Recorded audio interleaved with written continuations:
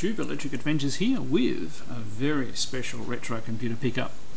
This is an item that I've been after for quite some time, and I've even sort of curtailed my eBay looking this time of the year leading up to Christmas. I was actually just checking up and actually cleaning up my lists, and another item popped up. Luckily for me, not named correctly, so it hasn't been picked up by other people. I was the only bidder, and got the item you're about to see for $20. It is worth considerably more than that. And so it's in, you can see a bit of back, so it is indeed a retro computer system. They are fairly rare. I believe there should be more of them around than there appear to be. Although, I mean, saying that, a lot more were sold down here in Tasmania than probably anywhere else, because a distributor bought a whole heap of the stock when they were being closed out, and so a lot of the end stock. So it's not the original model, but it's pretty damn close. So it is a Spectravideo SVI-318 Mark II. Now the SVI is important because the original one, which basically has, I'll try and find a picture of it just to show you, has a red joystick and a slightly different colouring in the keyboard, is exactly the same, barring not having a built-in RF adapter. It was external. So this one, and the motherboard in these ones is a lot simpler. They removed a couple of chips. It's all fully compatible, so you've got the expansion bus in the middle, and then you have the RF adapter you can see there sitting on the board, and next to that is a composite out and audio out. The rubber keyboard, and has the inbuilt text symbols you could use. They all came with this sticker on here. Obviously it's a bit faded and the machine's a bit dirty.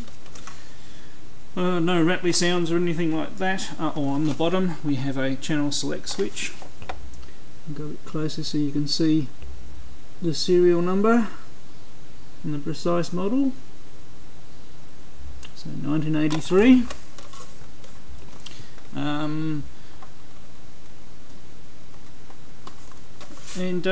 You know, it's this is the second system I ever bought after the TI-99 4 that I had, which I sold, and then used that money and the discount that I got at the store I was working at to buy one of these, and that's the very first Spectravideo computer I got. So as well as the main unit, also importantly, we have a tape deck. Now it's missing the cover on the cassette bay,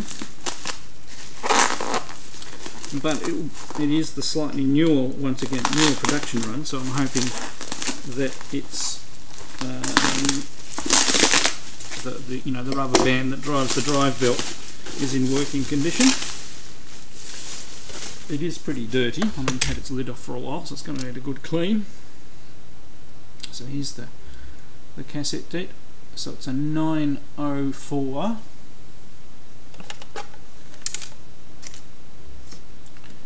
Okay, let's try and get the focus on the back there. Get my face out of it, might focus then. There we go.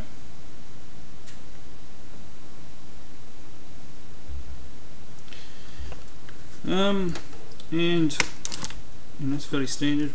Got a bit of a loose floaty in there. I'll actually probably take it completely apart and clean it before we use it. Clean the heads, which look a little dirty from here, I can see that, and there's a lot of dust and grime in the works. Be interesting to see whether it works. Now, it had a custom plug. That's something they changed when they went to the MSX standard as well.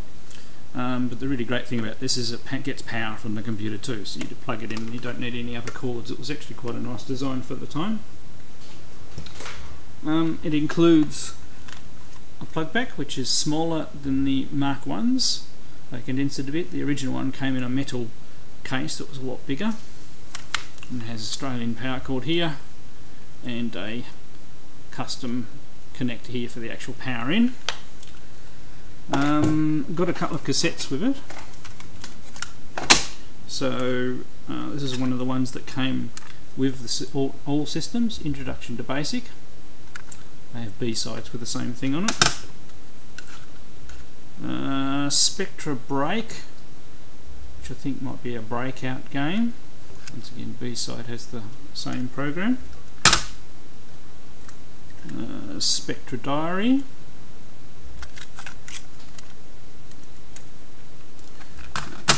There's no covers with any of these.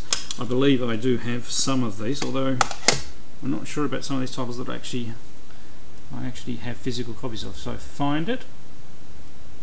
It's an educational program as well. So a couple of tapes and a version of the system that brings back very good memories. I mean, it is slightly different model than I had, but just like the TI, I had a TI 99.4, and now I've got a 4A, so it's good enough in my book. I mean, these are rare enough as they are. Obviously the Mark IIs are more common than a Mark 1. Would love to get a Mark 1 in the collection one day down the track, but this will be nice. Alright, we'll set this up and see if it works, and maybe do some demos, just obviously depending on the working condition, and we'll see how we go. Right, sorry, I've probably cut that other bit a bit too short without covering a couple of things on the machine, but here it is set up, plugged in. There's the power supply there. So as I said, it's got the newer type of power supply. I've cleaned it up a little bit. This is what I would call a preliminary clean. I need to do a lot more scrubbing. It's got a few scratches on the label there. Obviously that sticker's almost worn off. Here's the cartridge slot. So the Spectravideo has a different shaped cartridge slot that they then adopted. They changed that for MSX, made the cartridge slot bigger. And I don't think I showed you the side. And it has two joystick ports, and that's where the power goes in, and you've got a rocker switch. And there's nothing on the other side, so it's blank. Tape player works. I mean, I've turned it on and I know it works, so it's all good. As we'll show in the demonstration, this joystick pad works left and up, but doesn't work right and down. That's why I've already got a joystick plugged in. But happy to say otherwise it works. I may have to take the unit apart and see if I can do something about that. Maybe putting some new pads in underneath those two things will fix that issue. But it was quite common for these to get worn out because everybody used to play the games with them. And obviously there is a removable joystick knob thing here that normally goes there. Alright, let's fire it up. Right, here we go with the Spectravideo fired up. Hopefully the capture got a bit of the logo there. It has a nice colourful logo when it starts up. So similar to the MSX in layout, there were some changes made to the Spectravideo Basic between well, the initial release obviously was version 1. This is version 1.1. Just some slight little changes and bug fixes. But you've got the copyright message along the top, and then you've got the function keys down the bottom. I press shift and you've got different values loaded in those function keys. You could actually change those yourself. So when I was programming, I usually did change them to something else and had it loaded from a standard tape. And the keyboard works quite well.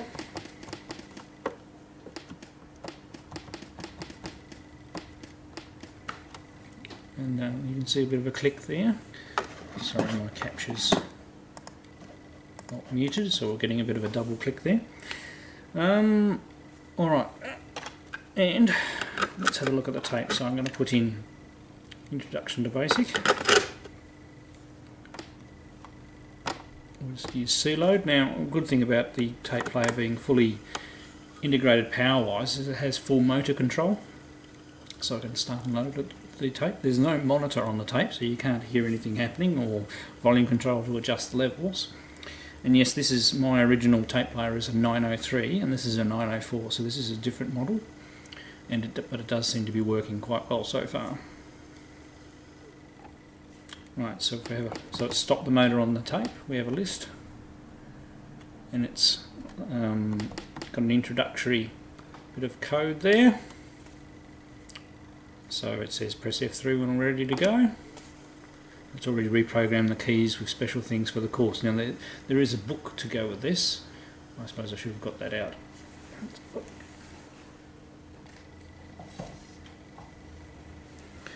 Okay, here's the user manual for my original 318. And in that I've got various manuals for the software that I had there, and a quick reference guide. I'm not sure I've got the tutorial. I mightn't actually have the tutorial manual there, but I've probably got it somewhere else. Alright, well, we've loaded our first thing. It's mainly introducing to loops and works your way through, so there's a for loop and printing a value like that, so it proves that the thing works. I won't continue on the introduction to BASIC because I don't have the rest of the material there. What I might do is load one of mine and see if we can get it working. So we could do a cload. It should run. No, bit rusty, folks. We'll see what happens. So what I'm trying is, oops, getting my directions mixed up, sorry, is Pixidis.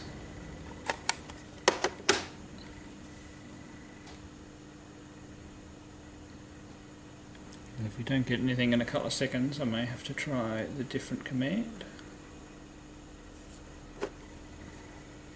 Look at my own instructions.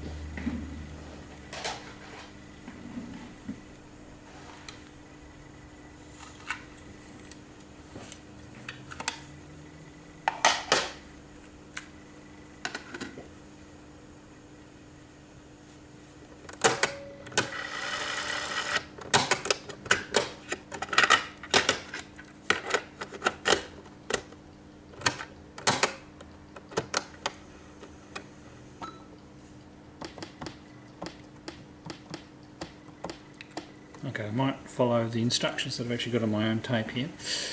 There are different methods of loading. Let's see if whether these tapes have degraded or not. Oh, there we go, that's a good sign. So this loads a short basic program that then goes and loads the rest of the program. So there you go, confirmation, 1986 when this was released, and this is the last one of my games. Alright, well, I'll come back in a minute when that's loaded. Okay, and there we go, I've loaded Pixidis. Go for the joystick.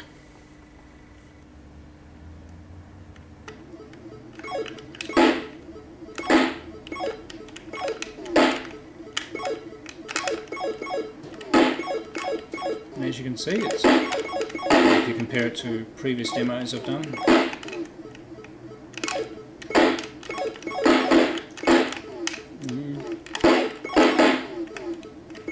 it's pretty much identical to the MSX version.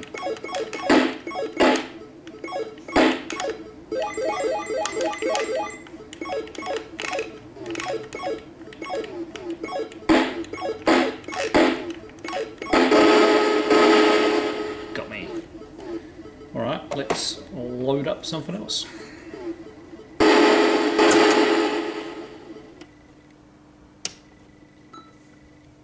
Here we go, you get the nice Spectravideo logo now.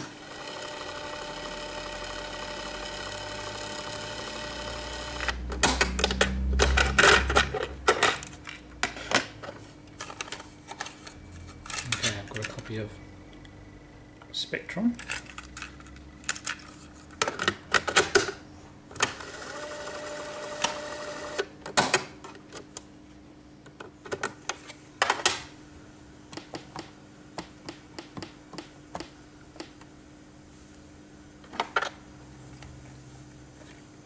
Here's what the cover looks like for Spectrum, by the way.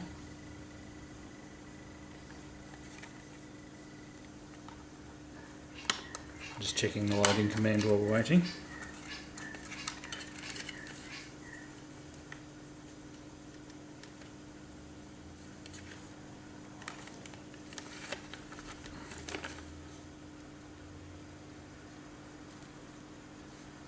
Okay, now this is a C-load one.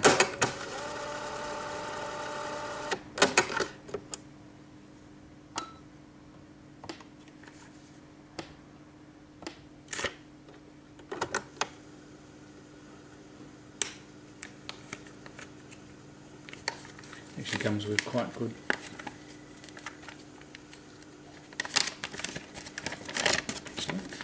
fold out instructions. It's always good to be able to see the packaging from these.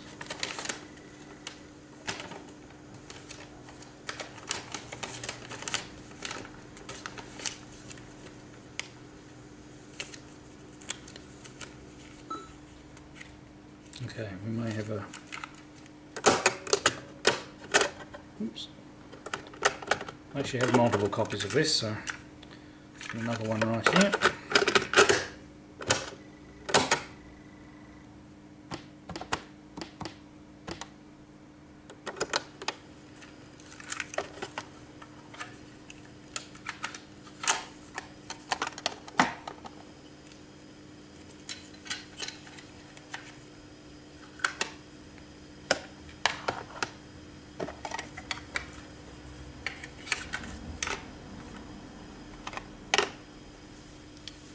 Right, that's looking a little bit more positive.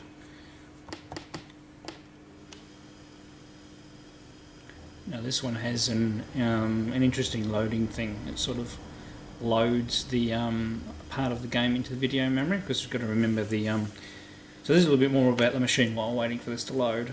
The Spectravideo 318, it actually says that it comes with 32k of RAM and 32k of ROM. Now the ROM's correct, the basic is 32k of ROM.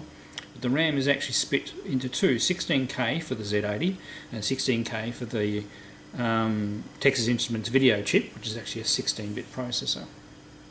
And it had a command to be able to load directly into video memory, which is what you're seeing now. So on a 318, after it fires up and BASIC takes the bits and pieces, you had about 12.5k left. And Pixidis, which we just played with, I had 3 levels designed out to make level 3 shorter, and I actually had some music because it was after my Munch Mania game where I put a little bit of music in. I had music for the game, but I just couldn't fit it in, so I cut it down and it never got added. I haven't found that original music yet, but you never know what I might find in the future. Alright, we might cut now and come back when the game's fully loaded. Right, and here we go with Spectrum. Has a very Coleco orientated menu, so this is going back to the hints of Spectravideo being the prototype design that the Coleco was based on. So we'll go level 1.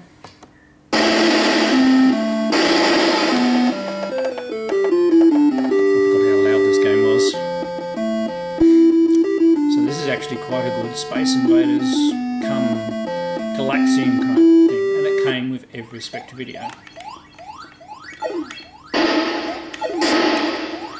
So you've got a shield, quickly gets worn away.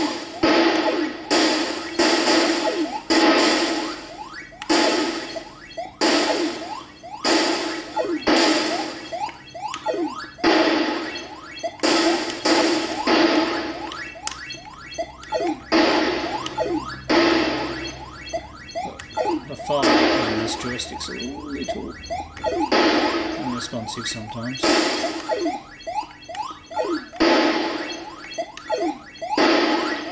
we go, getting them down. Now if you let one of the invading guys get down too low, he'll actually come down and plant a bomb. See how I can move up and down?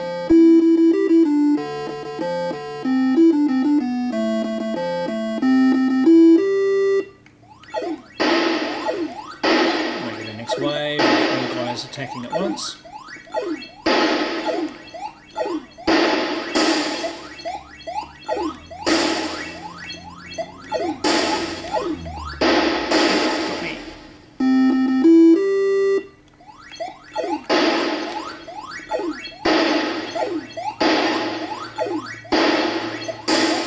I've got this set up on my test bench, so my angle foot, I have to look up at quite an angle to see the screen.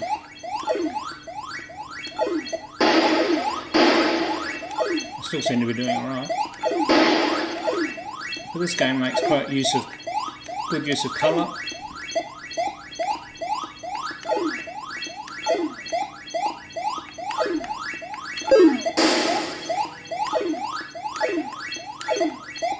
And he's definitely pumping out some bullets at me. Got him.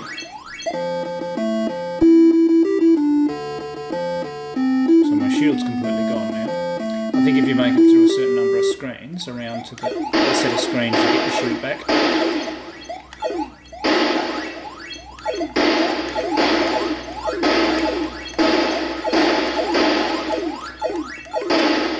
Oops, I seem to be able to fire faster. Anyway, that's probably enough look at that at the moment. I'll see if I can get one of these guys to come down.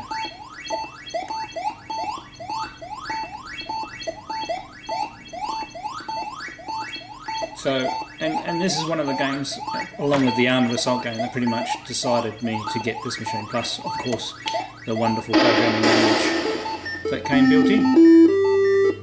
Alright, hope you've enjoyed this quick show. It's probably, you know, the machine that got me started, as that tries to be as noisy as possible.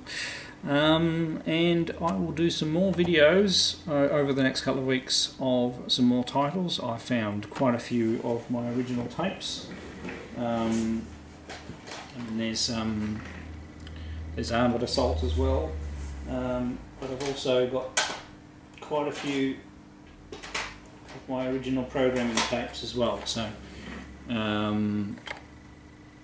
you know, so there's all the original source code for a lot of the basic games that I wrote. So I might do a couple of sessions where I go through some of the basic games, because having a powerful basic and hardware based sprites, you could actually achieve quite a lot with it.